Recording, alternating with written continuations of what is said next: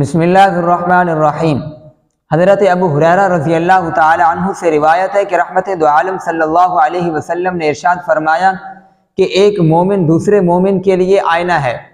یہ حدیث بہت مختصر ہے اور 3 الفاظ پر مشتمل ہے، لیکن حقیقت میں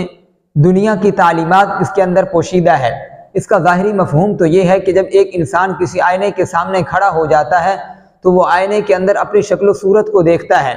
تو وہ آئینہ اس کو بتا دیتا ہے کہ تمہارے اندر یہ خرابی ہے، تمہارے اندر یہ برائی ہے۔ وہ انسان کی تمام اچھائیاں اور برائیاں واضح کر دیتا ہے۔ بعض اوقات انسان کو خود بھی معلوم نہیں ہوتا، لیکن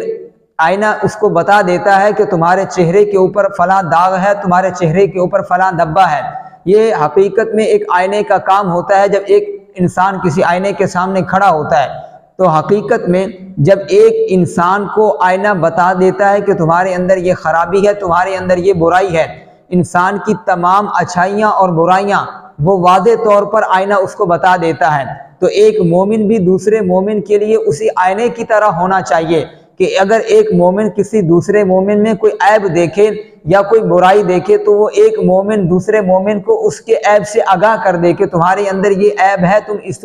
عیب کو درست کر لو، اس کی اصلاح کر لیں، تاکہ وہ اس عیب کو اپنے ذہن میں رکھ کے اس کی اصلاح کرنے کی فکر میں لگ جائے۔ یہ ہے ایک مومن کا دوسرے مومن کے لیے آئینہ ہونا۔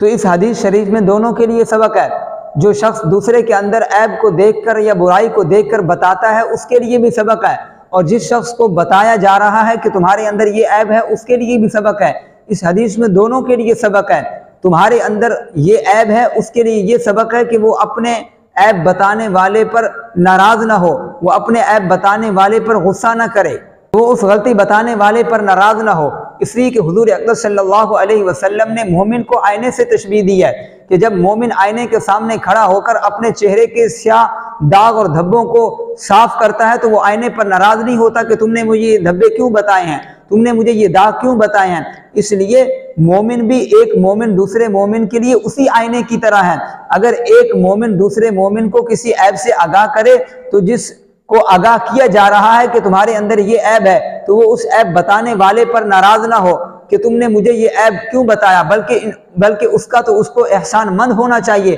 کہ تم نے مجھے آگاہ کر دیا، انشاءاللہ میں اس کی اصلاح کی فکر کروں گا۔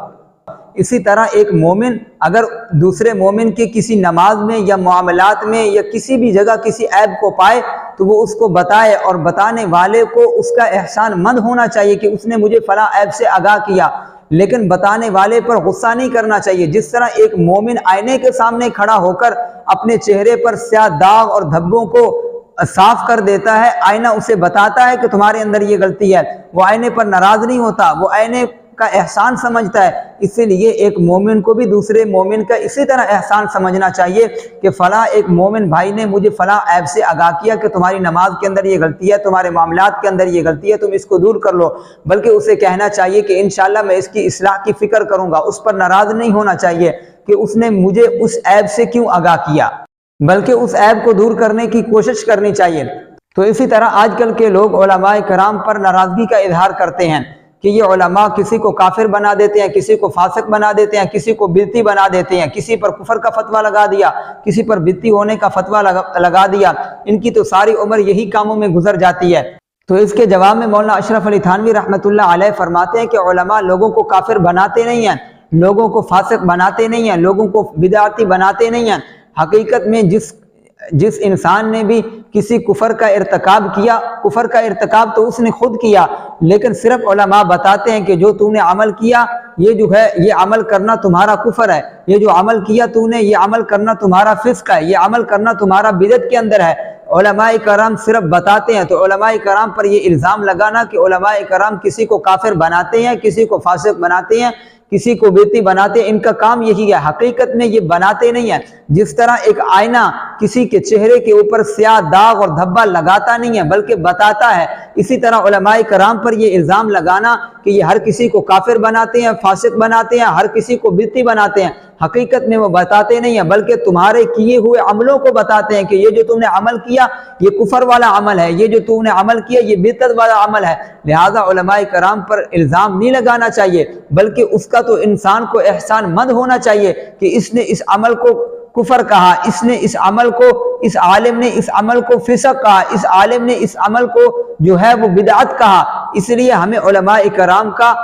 جو ہے وہ احسان مند ہونا چاہیے، نہ کہ ان پر ناراضگی کا اظہار کرنا چاہیے، اور کہنا چاہیے کہ انشاءاللہ اب ہم اس کے اصلاح کی فکر کریں گے۔ مثلا بعض اوقات انسان کو اپنی بیماری کا علم نہیں ہوتا، وہ اپنی بیماری سے لا علم ہوتا ہے، اسے پتہ نہیں ہوتا، وہ کسی ماہر طبیب کے پاس جاتا ہے یا کسی ماہر ڈاکٹر کے پاس جاتا ہے، تو اسے یہ کہتا ہے کہ وہ ڈاکٹر اس کو بتاتا ہے کہ تمہارے اندر فلاں خرابی ہے، تمہارے اندر فلاں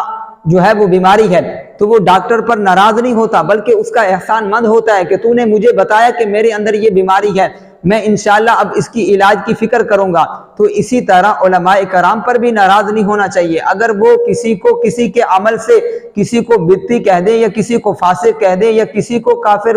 وہ بناتے بھی نہیں، اگر کسی کو بتا دیں تو ان کا بھی احسان مند ہونا چاہیے کہ آپ نے ہمیں یہ اس عیب سے آگاہ کیا، اس خرابی سے آگاہ کیا، انشاءاللہ اب اس کی اصلاح کی فکر کریں گے۔ ہاں البتہ اس کے اندر بتانے کے طریقے مختلف ہو سکتے ہیں، کسی نے آپ کو بے ڈھنگے طریقے سے بتا دیا اور کسی نے اچھے طریقے سے بتا دیا، لیکن اگر کوئی ایسا شخص جس نے آپ کو بے ڈھنگے طریقے سے بتا دیا پھر بھی تمہیں اس کا احسان مند ہونا چاہیے کہ اس نے تمہاری اس بیماری پر اور اس بیماری پر تمہیں مطلع کیا ہے، بہرحال وہ بے ڈھنگے طریقے سے ہی کیوں نہ ہو، تمہیں اس کا احسان مند ضرور ہونا چاہیے۔ میں نے عرض کی کہ اس حدیث میں دوسرا سبق غلطی بتانے والے کے لیے ہے، اس کو بھی آئینے سے تشبیہ دی ہے۔ جس طرح ایک مومن آئینے کے سامنے کھڑا ہو کر اپنے چہرے کے سیاہ داغ اور دھبوں کو دیکھتا ہے تو وہ آئینہ صرف اتنا ہی بتاتا ہے جتنا اس کے چہرے کے اوپر سیاہ داغ اور دھبے ہوتے ہیں، اس کو کمی زیادتی کے ساتھ بیان کرنا اور بڑھا چڑھا کر بیان کرنا یہ ہرگز نہیں بتاتا۔ تو اسی طرح ایک مومن کے شایان شان بھی یہ ہے کہ وہ اگر کسی دوسرے مومن میں کوئی عیب یا غلطی پائے تو وہ اس کو بڑھا چڑھا کر کمی زیادتی کے ساتھ بیان نہ کرے، اور یہ بھی نہ کہے کہ یہ کہاں سے لگا۔ آئینہ کبھی بھی یہ نہیں کہتا، اگر وہ چہرہ جو ہے وہ آئینے کے سامنے پیش کیا جائے تو آئینہ ہرگز یہ نہیں کہتا کہ یہ داغ کہاں سے لگا، یہ دھبا کہاں سے لگا۔ تو ایک مومن کے شایان شان بھی یہ ہے کہ وہ دوسرے مومن کو اگر کسی عیب سے آگاہ کرے تو ایک تو اس کے اندر کمی زیادتی نہ کرے اور یہ بھی نہ کہے یہ کیوں لگا اور کہاں سے لگا اور کیسے لگا، بلکہ اس کی اصلاح کی غرض سے اس کو بتائے۔ اور اسی طرح حضور اقدس صلی اللہ علیہ وسلم نے یہی مثال دیتے ہوئے فرمایا کہ ایک مومن کو دوسرے مومن کے لیے اس آئینے کی طرح ہونا چاہیے، جس طرح اس آئینے کے اندر یہ خصوصیات پائی جاتی ہیں، اسی طرح ایک مومن کو بھی دوسرے مومن کے لیے عیب بتاتے ہوئے وہی آئینے والی خصوصیات ہونی چاہیے کہ ایک مومن کے شایان شان نہیں ہے کہ وہ اس کی غلطی کے اوپر اس کو ملامت اور اس کو ذلیل کرتا پھرے۔ تو اس کے اندر مولانا اشرف علی تھانوی رحمۃ اللہ علیہ نے ایک نقطہ بیان کیا کہ وہ نقطہ بیان کرتا چلوں کہ مولانا اشرف علی تھانوی رحمۃ اللہ علیہ بیان کرتے ہیں کہ کوئی شخص اگر آئینے کے سامنے اگر کھڑا ہو جائے تو وہ شخص اس آئینے کے اندر اپنے داغ اور دھبوں کو دیکھے گا تو وہ آئینہ صرف اسی کو بتائے گا کہ تمہارے داغ اور دھبے، تمہارے اندر یہ داغ اور دھبے موجود ہیں، وہ آئینہ جا کر کسی دوسرے کو نہیں بتائے گا۔ اسی طرح اگر تم بھی کسی کے اندر کوئی عیب دیکھو تو اس کی تشہیر کرنا، اس کا چرچا کرنا اور مجلسوں میں جا کر اس کا ذکر کرنا کہ تمہارے اندر یہ عیب ہے، تمہارے اندر یہ خرابی ہے، تو یہ حقیقت میں اگر وہ حقیقت میں اللہ کو راضی کرنے کے لیے کر رہا ہے پھر تو درست بات ہے، اگر اللہ کو راضی کرنے کے لیے کر رہا ہے پھر تو ٹھیک ہے، اگر نفسانیت کے لیے کر رہا ہے اور اس کے دل کے اندر یہ خیال ہے کہ میں اس کو ذلیل اور رسوا کروں تو حقیقت میں یہ سمجھ لینا چاہیے اس کو کہ انسان کو ذلیل اور رسوا کرنا یہ حرام ہے۔ تو آج کل ہم معاشرے کا جائزہ لے کر دیکھیں تو بہت کم لوگ ایسے نظر آئیں گے جو دوسروں کو خیرخواہی کے انداز میں ان کے عیب سے آگاہ کر دیں، بلکہ بہت سارے ایسے لوگ نظر آئیں گے جو مجلسوں میں دوسرے کے عیبوں کا ذکر کر رہے ہوتے ہیں اور یہ بتا رہے ہوتے ہیں کہ فلاں کے اندر یہ عیب ہے اور فلاں کے اندر یہ عیب ہے۔ حقیقت میں یہ درست نہیں ہے۔ ایک تو وہ اپنے اوپر بہتان کا گناہ لے رہے ہیں، غیبت کا گناہ لے رہے ہیں، مبالغے کا گناہ لے رہے ہیں اور جھوٹ کا گناہ لے رہے ہیں۔ تو بہتر طریقہ یہ ہے کہ اگر کسی کے اندر کوئی عیب دیکھیں، اگر کسی کے اندر کوئی گناہ دیکھیں تو خلوت میں خاموشی سے جا کر اس کو آگاہ کر دیں کہ آپ کے اندر یہ گناہ ہے، آپ اس کی اصلاح کی فکر کرو۔ تو یہ تھا حضور اقدس صلی اللہ علیہ وسلم کے حدیث کا مطلب کہ ایک مومن کو دوسرے مومن کے لیے آئینے کی طرح ہونا چاہیے۔